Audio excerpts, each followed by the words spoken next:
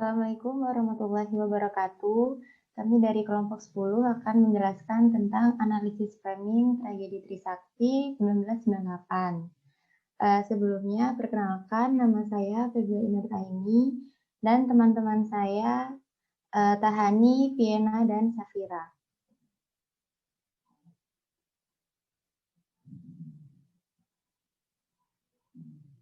Next. Oke, jadi yang pertama itu ada latar belakang dan gambaran umum gerakan sosial.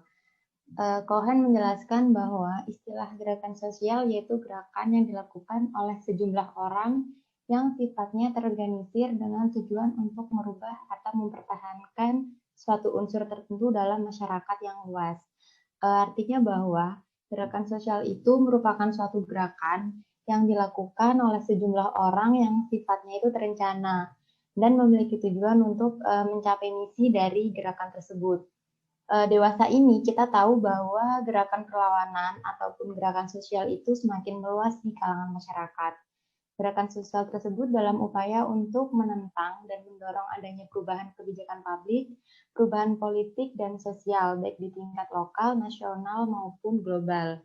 Kami juga akan menayangkan cuplikan video mengenai gerakan sosial yang memicu pelanggaran HAM di Indonesia, yaitu tragedi Trisakti.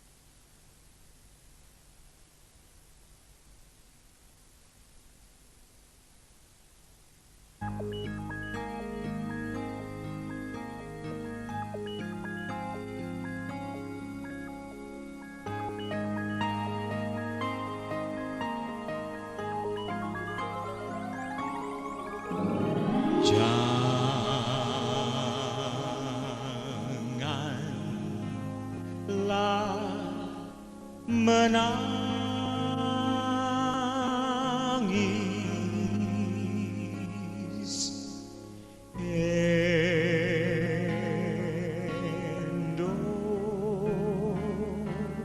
Indonesia.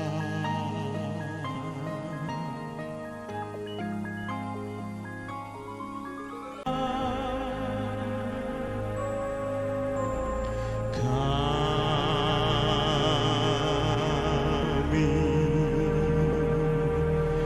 berjahaja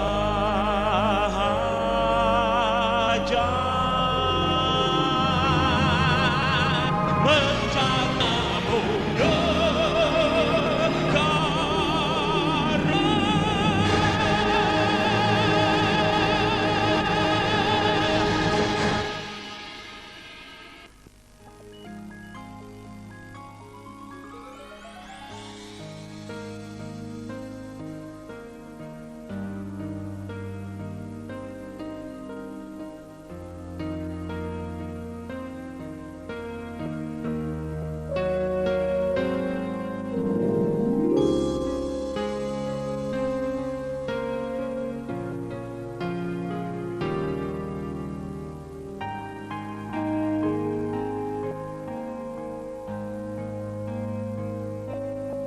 Jadi tragedi Trisakti itu merupakan salah satu contoh dari adanya gerakan sosial dengan kasus pelanggaran HAM. Tragedi ini terjadi pada tanggal 12 Mei tahun 1998. Terjadi penembakan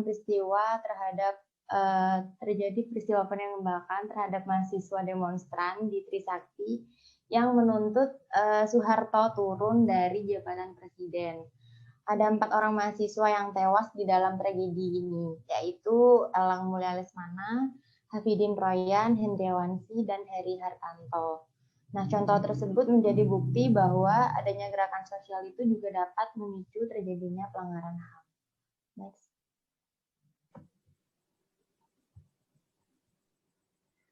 Selanjutnya, ada analisis framing yang kami gunakan untuk menganalisis gerakan sosial tragedi Trisakti di tahun 1998. William Gamson berpendapat bahwa terdapat 3 jenis framing yang digunakan dalam menganalisis sebuah gerakan sosial. Yang pertama ada aggregate frame, consensus frame, dan collective action frame. Aggregate frame ini merupakan pendefinisian masalah sebagai sebuah masalah sosial dan memberikan tanggung jawab kepada individu yang mendengarnya. Ini juga berpendapat bahwa hal tersebut merupakan masalah bersama yang harus diselesaikan secara bersama-sama. Dalam konteks masalah tragedi Trisakti, masalah diawali dengan adanya krisis finansial di Indonesia yang dipengaruhi juga dengan adanya krisis finansial Asia pada tahun 1998. Masalah ini memberikan tanggung jawab kepada masyarakat Indonesia dan meyakinkan kepada para pendengarnya, yakni mahasiswa, bahwa masalah tersebut merupakan masalah yang harus diselesaikan secara bersama-sama. Selanjutnya ada consensus frame. Consensus frame ini merupakan membangun rasa identitas yang kuat bagi orang-orang yang akan bertindak secara kolektif.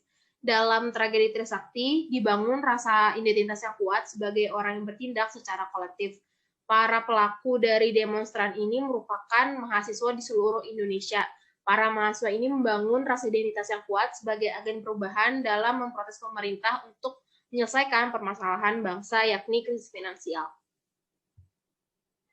Selanjutnya ada collective action frame atau proses yang memaparkan kenapa dibutuhkan sebuah tindakan kolektif. Terdapat 3 elemen dalam frame ini, yaitu injustice frame, agency frame, dan identity frame. Injustice frame merupakan pendefinisian masalah sebagai salah secara intrinsik yang disebabkan oleh aktor atau oknum yang bersalah.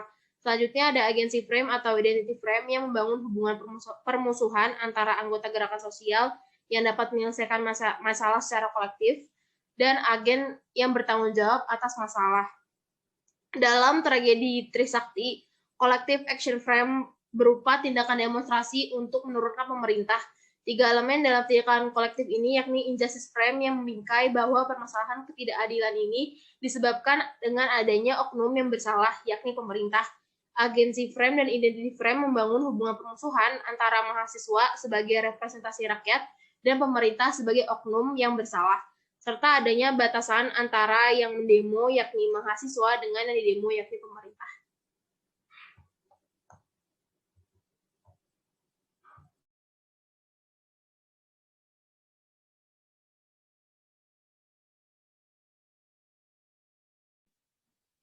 Selanjutnya, tahap-tahap gerakan sosial. Gerakan sosial pada tragedi Trisakti 1998 yang diikuti sejumlah mahasiswa merupakan salah satu peristiwa besar yang terjadi di Indonesia. Namun gerakan tersebut tidak serta-merta terjadi begitu saja. Terdapat beberapa tahapan yang memunculkan gerakan tersebut. Macionis menjelaskan bahwa gerakan sosial dapat terjadi melalui 4 proses tahapan, yaitu emergence, coalescence, bureaucratization, stage, atau decline. Emergence atau tahap kemunculan merupakan tahap di mana suatu gerakan sosial didorong oleh suatu persepsi bahwa segalanya tidak baik. Jika melihat pada tragedi Trisakti 1998, pada saat itu Indonesia sedang berada dalam kondisi yang terbilang tidak baik. Dapat dilihat melalui berbagai aspek seperti sosial, ekonomi, bahkan politik. Adanya ketidakpuasan yang dirasakan oleh masyarakat kala itu kemudian memunculkan suatu gerakan sosial. Kemudian ada coalescence atau tahap penggabungan. di mana pada tahap ini suatu gerakan sosial harus mendefinisikan dirinya sendiri dan mengembangkan strategi untuk menuju publik. Dalam hal ini, gerakan sosial dapat membentuk suatu aliansi yang bersifat kolektif demi memenuhi sumber daya yang dibutuhkan. Hal ini dapat dilihat dengan kehadiran mahasiswa dari berbagai instansi yang berbeda, lalu melebur menjadi satu kesatuan pada saat itu. Kemudian ada bureaucratization atau tahap birokratisasi. Pada tahap ini, suatu gerakan sosial harus memiliki sifat-sifat birokratisasi agar menjadi sebuah kekuatan politik. Dengan memiliki sifat-sifat birokrasi, gerakan mahasiswa tersebut dapat dikatakan sebagai gerakan yang mapan. Lalu yang terakhir ada stage atau decline, tahap penurunan atau kemunduran. Gerakan sosial pada akhirnya akan kehilangan pengaruhnya. Namun, kehilangan pengaruh pada suatu gerakan sosial dapat disebabkan oleh beberapa alasan, seperti karena gerakan tersebut telah mencapai kesuksesan maupun kegagalan. Dalam tragedi Trisakti 1998 dapat dikatakan telah mengalami kesuksesan karena adanya tuntutan yang telah dicapai. Namun di sisi lain juga terdapat pelanggaran-pelanggaran yang dihasilkan dari gerakan tersebut, seperti pelanggaran hak asasi manusia terhadap aktivis mahasiswa saat itu merupakan salah satu hal yang turut mewarnai tragedi Trisakti 1998 yang hingga saat ini belum terselesaikan.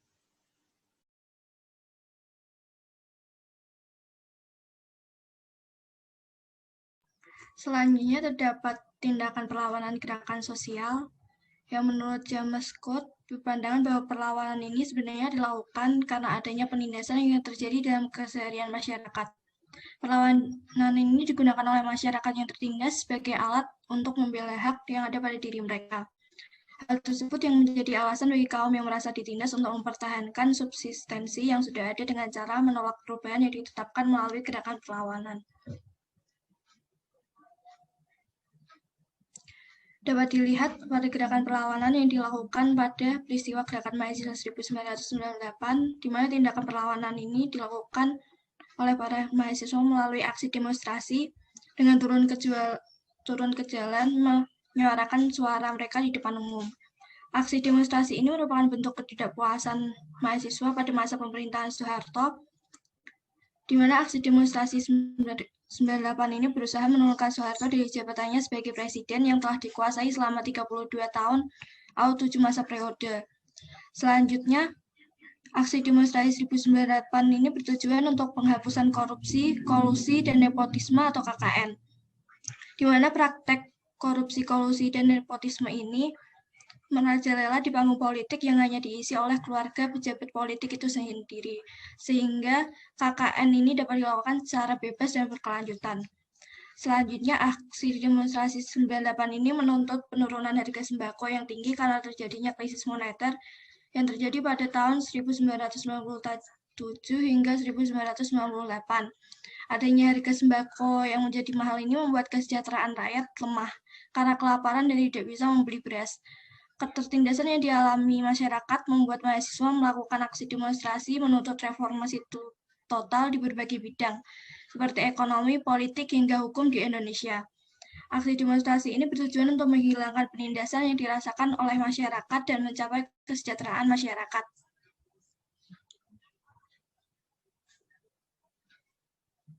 Oke, sekian presentasi dari kelompok kami. Kurang lebihnya mohon maaf. Waalaikumsalam warahmatullahi wabarakatuh.